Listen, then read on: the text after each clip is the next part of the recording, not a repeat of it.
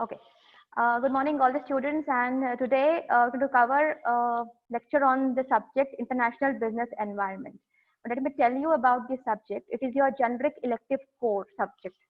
That means it is a university level subject. You will have a 50 marks examination of university. There is no internal assessment of this subject. There is only external assessment, that is 50 marks written examination by university. Okay. So let's begin with the first unit. The first unit is about introduction to international business, right? So we all know that international business means a business that engages in international cross-border, that is economic activity, and on or action doing business abroad. That is, international business is a process like of focusing on the resources of the globe, right, and objectives of the organization, like around the globe, global business opportunities and threats in order to produce, buy, or sell or engage of goods and services worldwide. That is what we know as international business as of now. So what are the nature and scope? So international business can be well broken down into foreign trade in services, portfolio investment, and direct investment. FDIs, we all know that. So the fundamental and the largest international business activity in many countries is the foreign trade. It is comprising of exports and imports. That is, physical goods, commodities, or merchandise leave the country in export, and imports are those goods brought across the national borders into the country. We all know that. So the international firms also trade in service along with goods and goods. That is banking, insurance, consulting, travel, transportation, etc. So what it is about, the fees are earned through short or long contractual agreements, right, such as consultancy or management contracts or turnkey projects.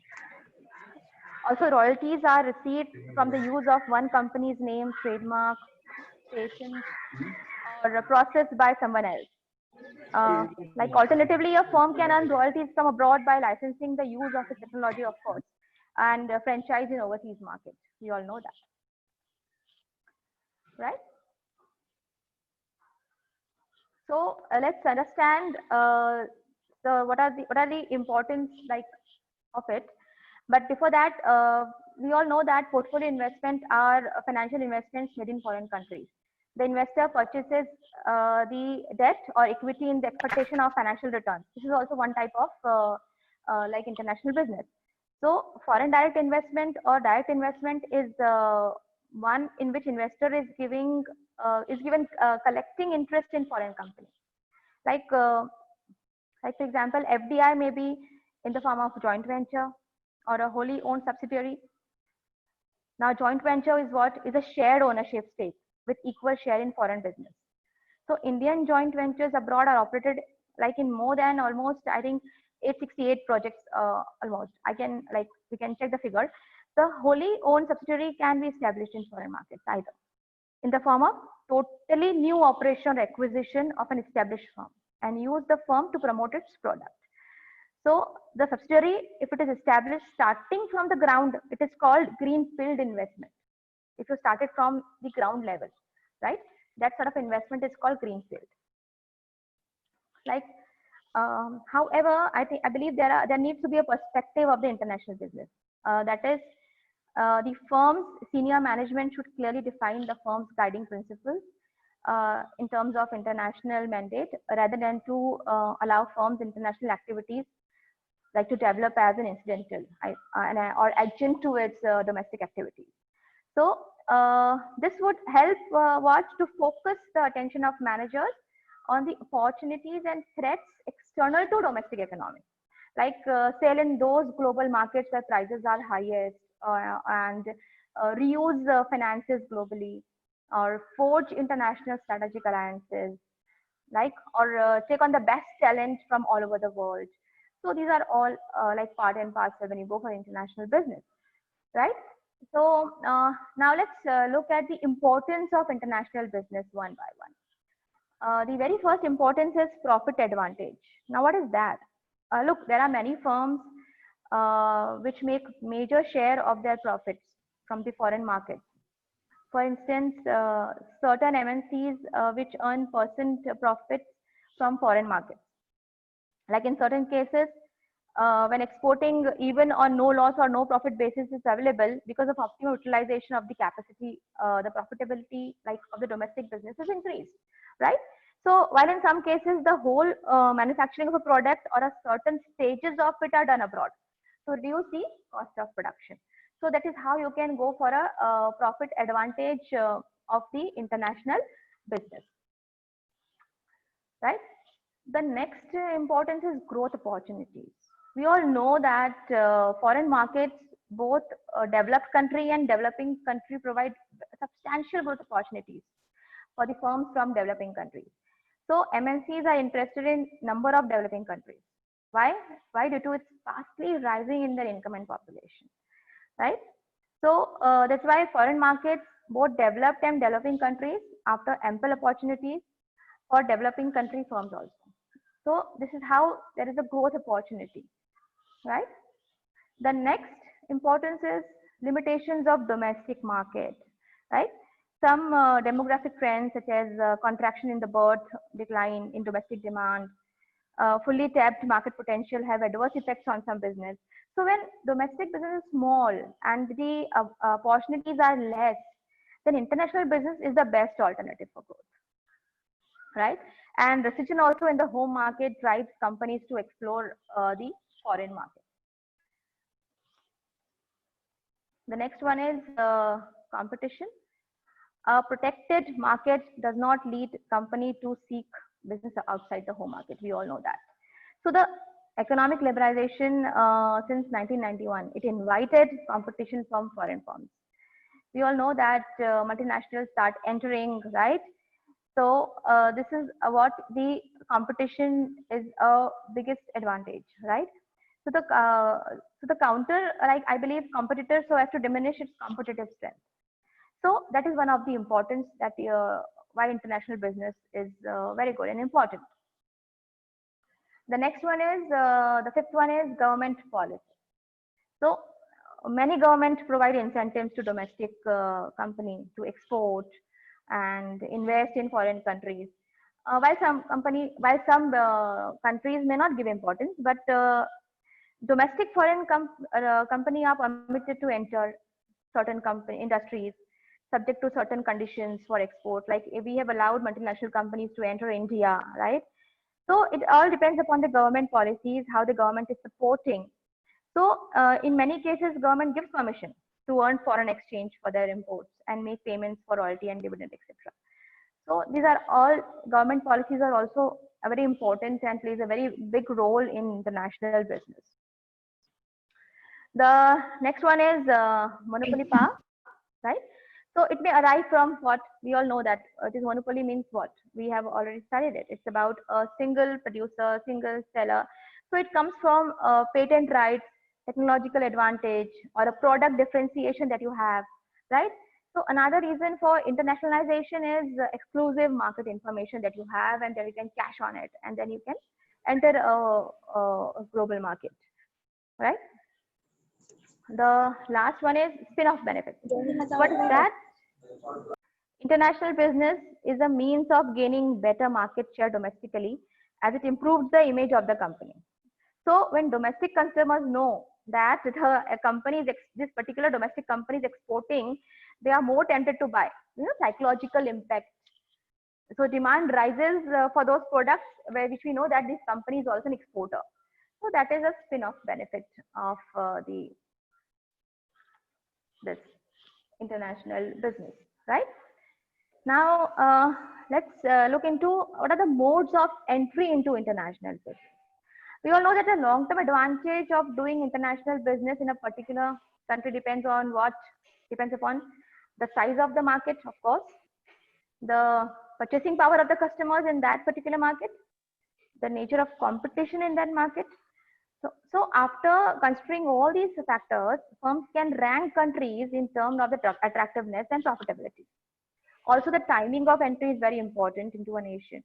Why? If a firm enters the market ahead of other firms, it may quickly develop a strong customer base for its product, right? So that's why all these things are very important when you are thinking about modes of entry into an international business. right? So an item produced in a domestic market can be sold abroad. So storing and processing is mainly done in the supplying firm's home country, right? So export can increase the sales volume when a firm receives canvassed items and exports them. It is called passive export, right? So, and alternatively, if a strategic decision is taken to establish proper process for organizing an export function and obtaining foreign sales, it is active export. So, what are the advantages of like exporting? It is low investment, less risk, of course. And what can be disadvantages? It can be the market is maybe unknown to the producer or the seller. No control over foreign market initially, and of course, sometimes lack of information about the external environment can also affect the exporting business. So these are all about the exporting, the modes of entry exporting, right? The second mode of entry is licensing. So what happens in this mode? The manufacturer of the home country leases the right of intellectual properties to a manufacturer of a foreign country for a predetermined fee. The manufacturer that leases is known as the licensor, and the manufacturer of the country that gets the license ID is known as the licensee, right? So now what are the advantages of licensing? It can be a low investment of licensor. Of course, low financial risk can also follow, and licensor can investigate the foreign market before entering, and licensee's investment in R&D is low, so licensee does not bear the risk of product failure. So what are the disadvantages then? So it can be limited opportunity for both parties involved. It can be, and both parties have to manage product quality and promotion. So it goes, the pros and cons goes with every mode of international business, right? So the next one is franchising. We all know that in this mode, an independent firm called the franchisee does the business using the name of the another company called franchise. We have a lot of franchises in India, right? It's nothing new for us. So in franchising, what happens? The franchisee has to pay a fee or a fraction of profit to the franchisor. The franchisor provides the trademark, operating process, product reputing and marketing, HR and operational support to the franchisee. McDonald's and all are the biggest examples of franchise, right? So what can be the advantages that follow it? Low investment, low risk, franchisor understands market culture, right? Franchisor learns more from the experience of the franchisees. So this can be advantages. So what disadvantages can follow it? It can be like franchising can be complicated at times, difficult to control, maybe reduce market opportunities to both franchisor and franchisee. Responsibility of managing the product sometimes can get difficult, product promotion and all. Leakages of trade secrets is also possible, then the franchising can be at risk. So there are a lot of disadvantages to follow, right? Now, the turnkey project, what's that? It is a special mode of carrying out international business. It is a contract under which a firm agrees for remuneration to fully carry out the design, create and equip the production facility and shift the project over to the purchaser when the facility is operational. So this is a turnkey project, another mode. The next one is joint venture. That is when two or more firms join together to create a new business entity. It is called joint venture. So the uniqueness, what is the uniqueness in a joint venture? It is shared ownership. Look, environmental factors like social, technological, emotional, political may encourage like all these joint ventures. So what advantages follow it? Like it provides significant funds for major projects. Sharing of risk is there between the parties, and they provide skills, technology, expertise, etc. to both the parties. There can be advantages. So what can be advantages? Conflicts is the main disadvantage. The conflicts may happen. A delay in decision may happen because there is more than one party. There can be some decision making difference. The venture may collapse due to entry of competitors sometimes. So it follows, right? Now, strategic acquisitions. What is that? It implies that your company acquires a controlling interest in an existing company in the overseas market. This acquired company can be directly or indirectly involved in offering similar products or services in the overseas market. So you can retain the existing management of the newly acquired company to benefit from their expertise, knowledge, and experience while having your team members position in the board of the company as well. So this is how you can go for a strategic acquisition. So what are the advantages that follow it? So your business does not need to start from scratch, right? As you can see, the existing infrastructure, manufacturing facilities, the distribution channels, and of course the existing market share and customer base is already there. So that is the safest side. You play safe, right? Of course, your business can get help and get benefit from the expertise, knowledge, and experience of the existing management, right? So this is what the benefits. So what are the disadvantages? Just like joint ventures, in acquisition as well, there is a possibility of cultural clashes within the organization due to difference in the organization culture, right? So the disadvantages follow in acquisitions as well. The next is very important, foreign direct investment, right? You all know about it. So it involves FDI involves a company entering an overseas market by making a substantial investment in the country. Some of the modes of entry into international business using the foreign direct investment strategy include mergers, acquisitions, joint ventures, greenfield investment is a part of FDI. So this strategy is viable when the demand or the size of the market or the growth potential of the market is substantially large to justify the investment, of course. So then only it is good to invest.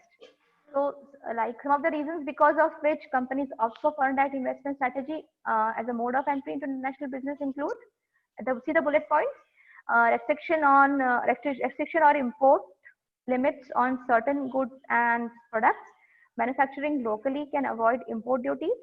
Companies can take advantage of low-cost labor, cheaper material, right? Yes, you can retain your control, of course, over the operation and other aspects of your business also. Leverage on your lower labor costs, cheaper material, and you can indirectly reduce the manufacturing cost, because if your the cost of production reduces, your of course you have in a better to compete, right? So towards obtaining a competitive advantage from the competitors, because then you can have a less cost of production, you can have more margin of profit, or you can sell your products at lesser selling price, so you can compete very easily. So many foreign companies can avail for subsidies and other concessions from the local governments for making investment in the country. So these are the advantages. So what are the disadvantages? The business is exposed to very high level of political risk, especially in case of when government decides to adopt protectionist policies to protect and support the local businesses from the foreign companies. That time it becomes very difficult to penetrate and get into the business, right? And also this FDI involves a substantial investment to be made for entering into international business. You should have a good capital, right? So these are all modes of entry into international business that we have seen. So while every business dreams of global domination, of course, within its industry, everybody wants to get into a global market. So you need to plan its internalization strategy properly based upon very important things, two things, that is finances, existing capabilities, the potential, the growth potential of the market in which you are trying to enter before opting for different modes. This is very important that you take care of, right? Now, just note this down. Whatever we have done till now, whatever slides we have covered till now, on that basis, I have given you an assignment that you have to write types of international business and real life examples of different modes of entry into international business. You can do this assignment and mail me. There is no need to write. You can just check it out on the internet. I just want you to go and check it out on the internet so that your knowledge increases. So prepare a document, mail it to me. I'll give you email ID at the end of the PPT. Okay. So have you all noted down? Note it down, please. I hope you all are sitting with your pen and paper with you all. If you have not written down, I'll again give it to you on the group. Don't worry, we'll not waste time of the class. We'll move further with the further part of this particular unit, right? So the next part is internationalization process. Now, what is internationalization? It describes the process of designing products to meet the needs of users in many countries, or designing them so that they can be easily modified to achieve the goal, achieve this goal. So in economics context, what it refers to a company that takes steps to increase its footprints or capture greater market share outside of its country of domicile by branching out into international markets. That is internationalization. Of course, the global corporate trend towards internationalization has helped push the world economy into state of globalization. So, in which connected due to cross-border commerce, right? Now we are highly interconnected with each other, right? So there's a great impact by each other, and there is a great impact on the economic well-being of the country. As of India, we know that we have now a good like way of living. We have a lot of goods available which are available outside India. So standard of living has increased. This increases the standard of living. So internationalization is the process of increasing what? International activities of your firm. So this could be through exports or direct purchase of a factory in the new market.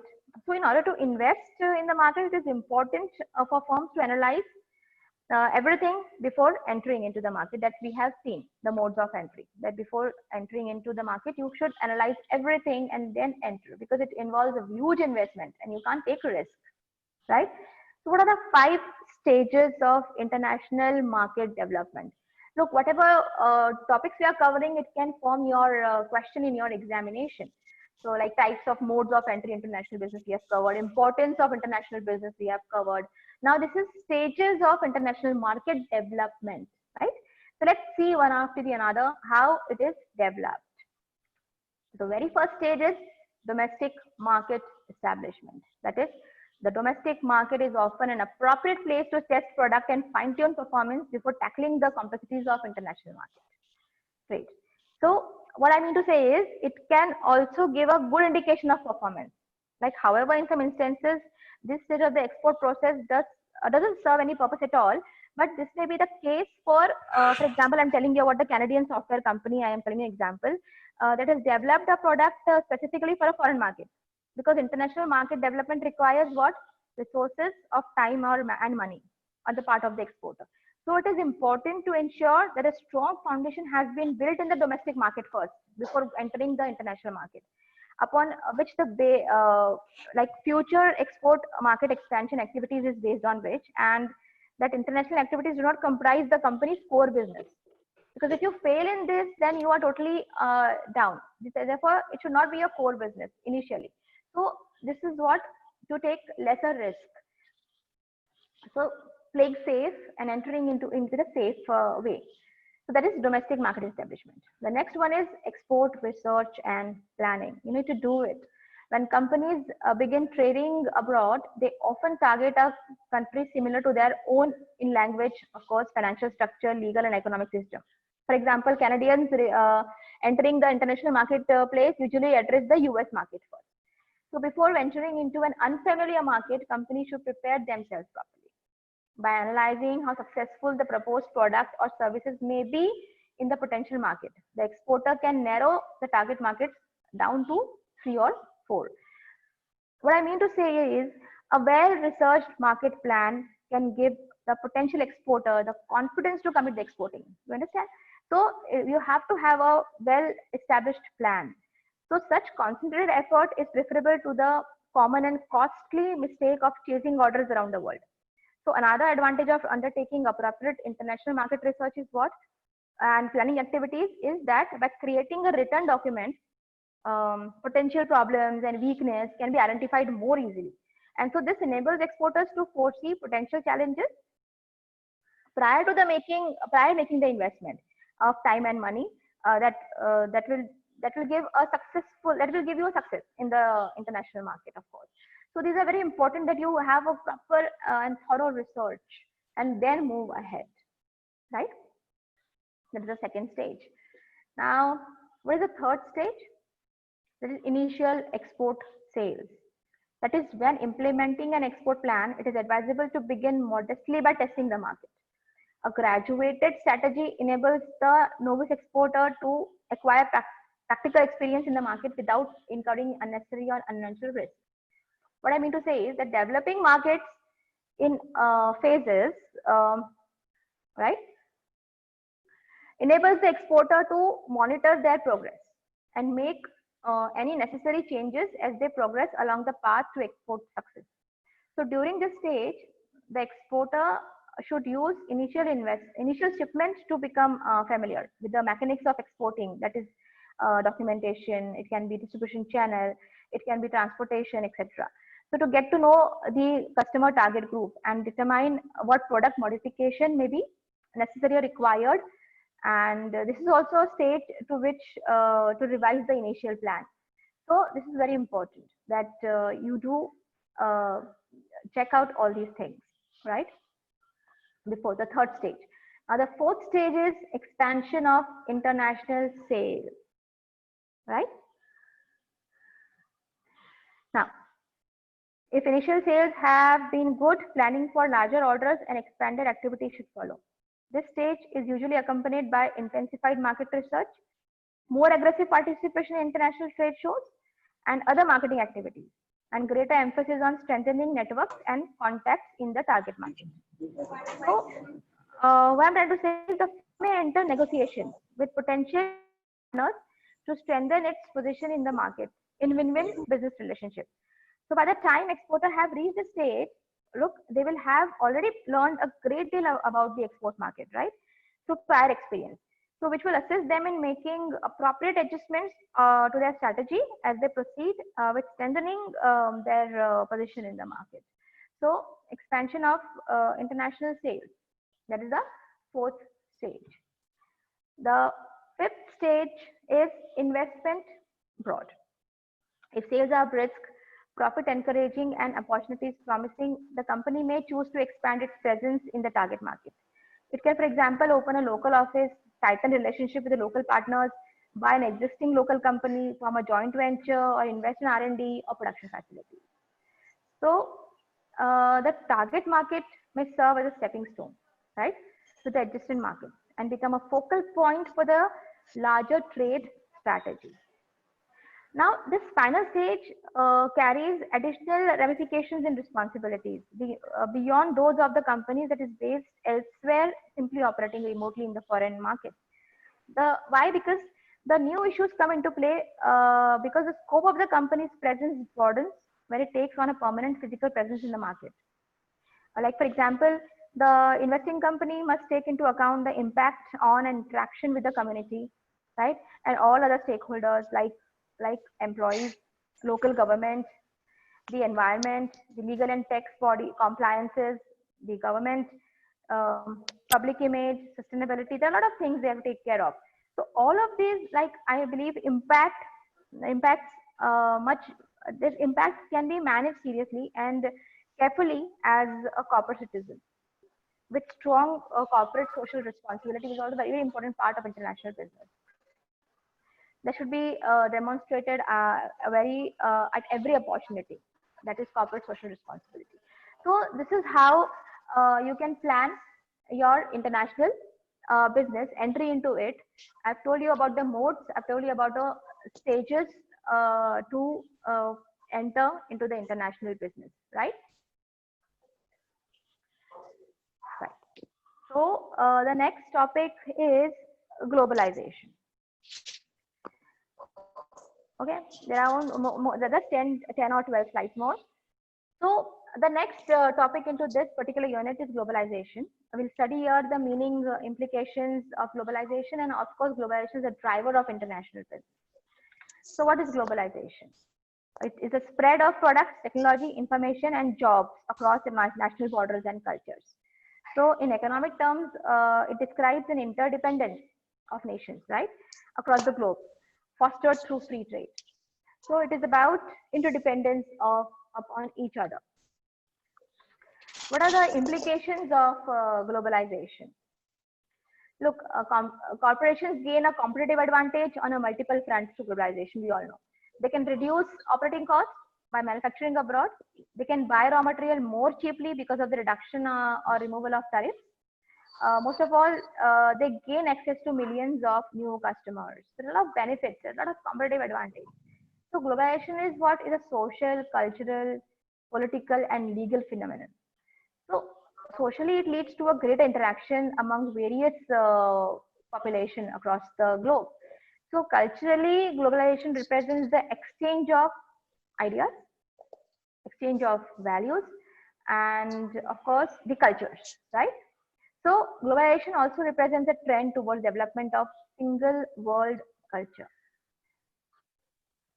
So let's understand what are the implications of globalization. So one clear result of globalization is that an economic downturn in one country can create a domino effect through a trade partner, through its trade partners. Understand?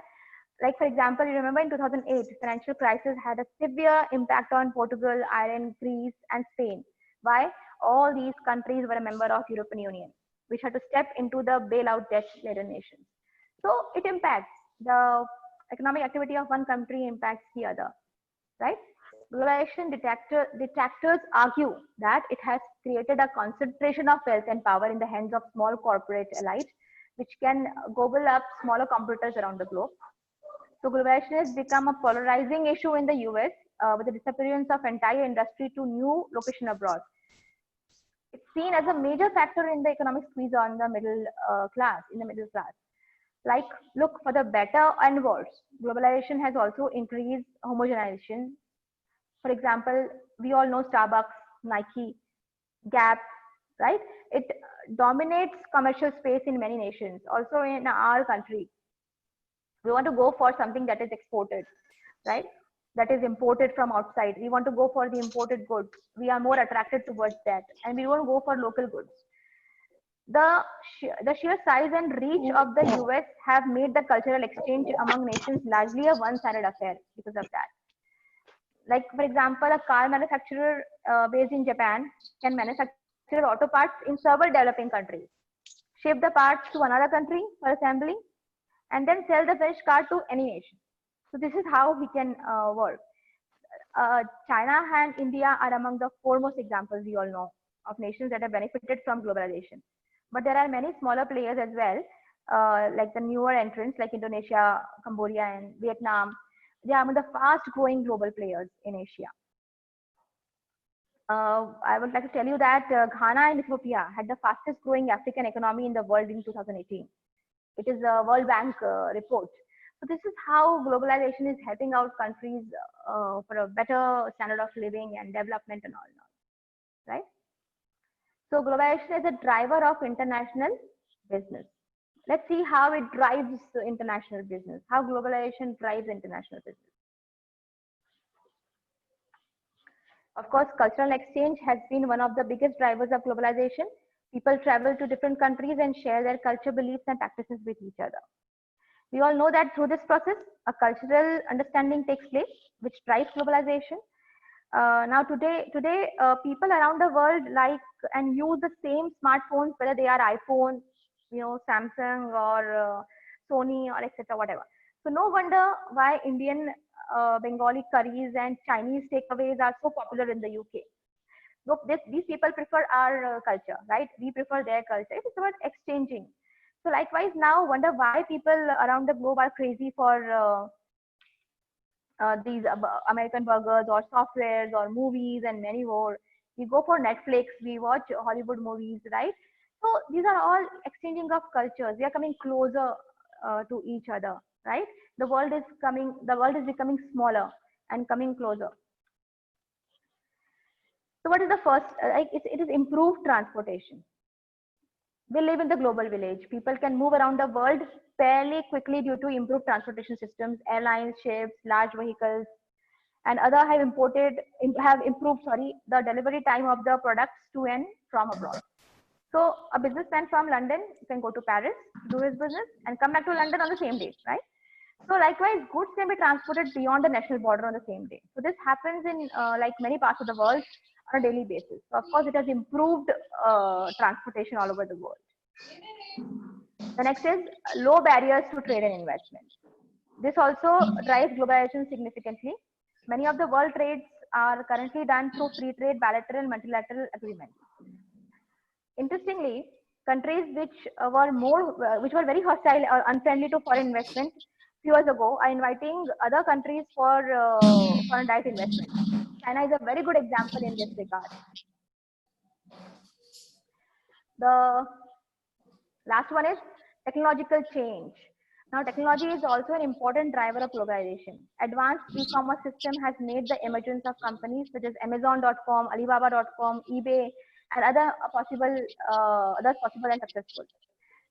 Many US and UK companies have outsourced many of their business activities to countries like, such as China, India, even in Mexico and Turkey or Bangladesh. In many countries, they have outsourced.